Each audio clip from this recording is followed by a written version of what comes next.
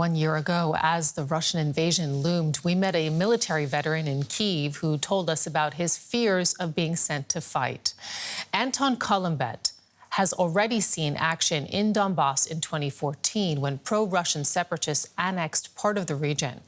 He was not looking forward to fighting again. Now, 1 year on, DW's Fanny Facsar and her team found him back in uniform, this time a town near the Donetsk region, near the front line. We are near the Donetsk front line and heading closer. Just 15 kilometers from the Russians, well within range of their artillery. It's a very dangerous road to take. We are like now in a combat zone, so the roads, roads are like veins with blood of war, and everyone understands that, and that's why roads are always under some surveillance and, of course, shelling. If I will get wounded or get killed, so I couldn't drive anymore, you just run away from the car. Anton and his unit are here to defend these people, the last ones still so close to the Russians. They're bracing for the Russian offensive while still hoping for the fighting to stop. Everyone wants peace. Living with these explosions, it's so loud. You don't know where it's coming from, where it will land, when it all might be over. They should start negotiations, because spilling blood is a big sin before God, and people need to realize the sooner the better. Well, welcome to our place. Anton has set up a makeshift headquarters in an abandoned home.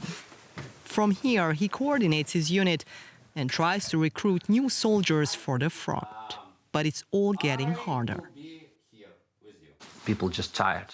We are fighting almost all year without any stop. We didn't have any rotations, we didn't have any vacations.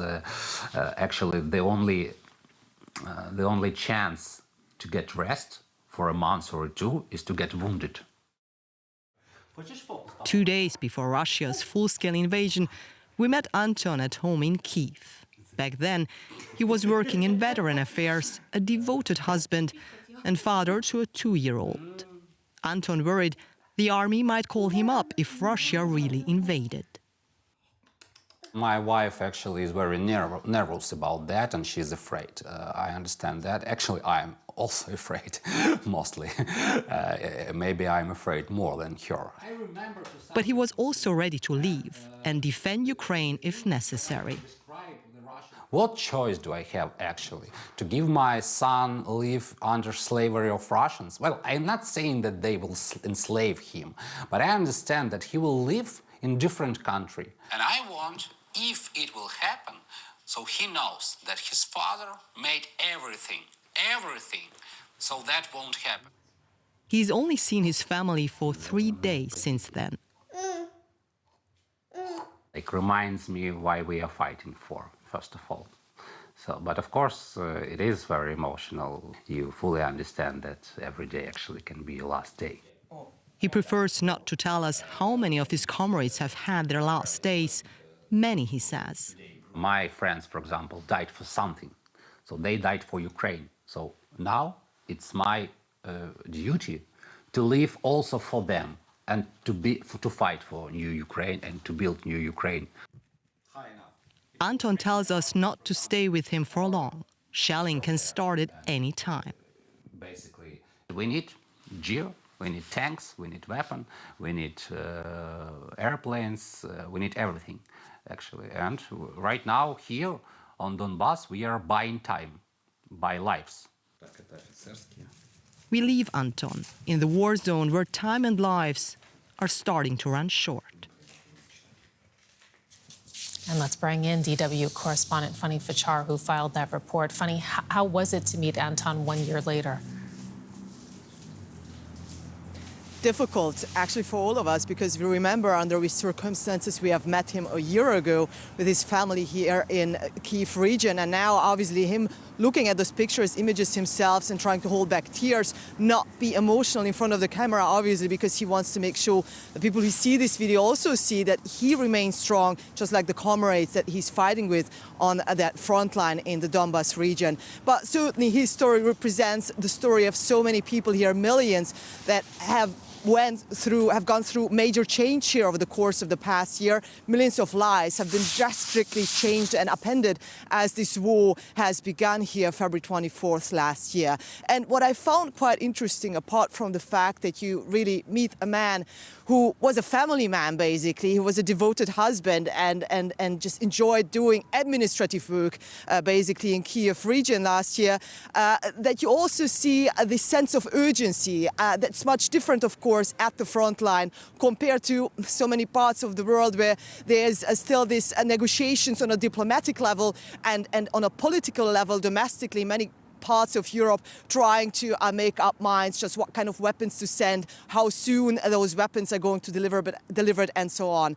What I found quite striking, however, as well, that local civilians there, more often than just a few months ago when I was here in this country, said there must be some sort of a negotiation here. There must be a stop to this war. But when I asked them how should these negotiations really start, this is really the question that is difficult to answer to a lot of people here, because they wonder really just how to start negotiations with a country, with Russia, that just keeps bombing this country. And as that fighting rages, Fanny, right now in Donbas, Anton has said that the Ukrainians are buying time with lives.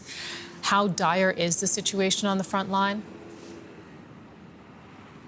We are speaking about a front line that stretches over 1,000 kilometers. So you can imagine, even though we do not have official numbers by the Ukrainian government, just how many Ukrainian forces have been killed in this ongoing war. We do know, at least President Zelensky hinted at that these resources are not limitless, not infinite. In particular, he pointed out when it comes to Bakhmut, that town that's heavily embattled in the Donbas region, that yes, Ukraine is going to defend it, but not at any price. We do not know about the dynamics ahead, what's going to happen now with a looming offensive by Russia, and whether Ukraine can counteract against that. What we do know that Ukraine is bracing now for tomorrow, for the first anniversary of this horrible war. Fanny Facsar in Kyiv, thank you. For many Ukrainians, life has changed completely since Russia invaded the country. Earlier, I had the chance to speak with journalist Alya Chandra, who was pregnant when Russia invaded Ukraine, about how her life has changed in the past year.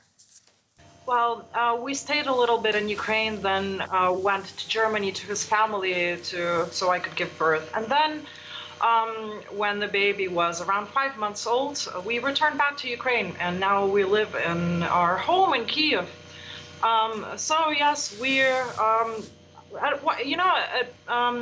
all the time that I was in Germany, I longed to go back. I felt like I was out of place because of all the things that my country is going through. And it felt a little bit like it was another reality. It was very hard to communicate to people who are living in a peaceful country what it is to be at war.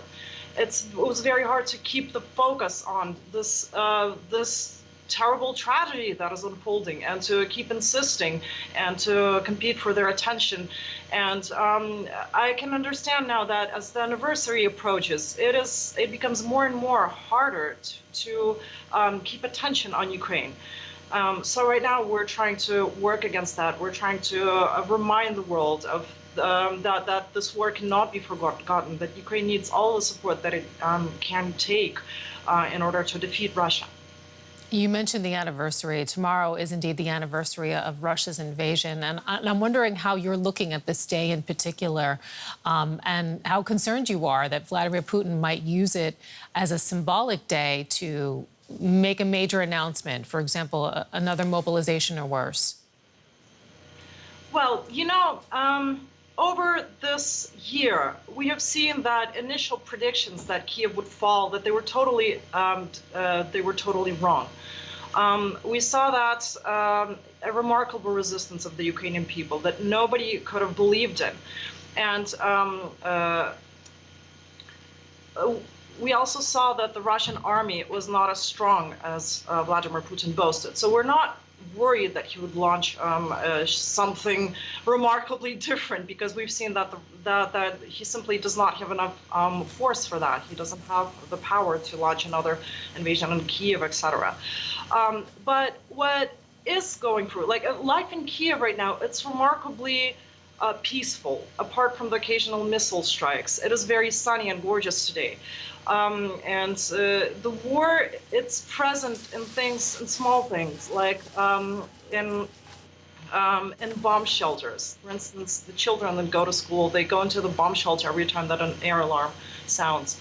It is present in funerals of Ukrainian soldiers that are held in the city's central cathedral.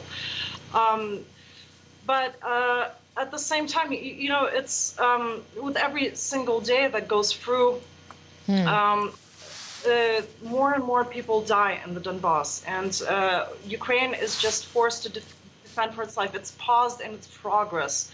And what we would like more, we know that Ukraine can win. No other option can work for us, because we're fighting for our existence as a state, as a nation. So what we're hoping for is that the world will keep supporting Ukraine and give us the tools that we need to defeat Russia. Because Ukraine has shown over this time that it can do remarkable things if it is given Western support. So we're hoping that the support will still be going strong, and that Ukraine will finally get things like long-range missiles, we'll get things like more battle tanks and jets. Well, we want to thank you so much. Unfortunately, we have to leave it there. Alia Chandra, editor-in-chief of Euromaidan Press. We thank you so much for joining us here on DW News to share your story. Thank you. Thank you.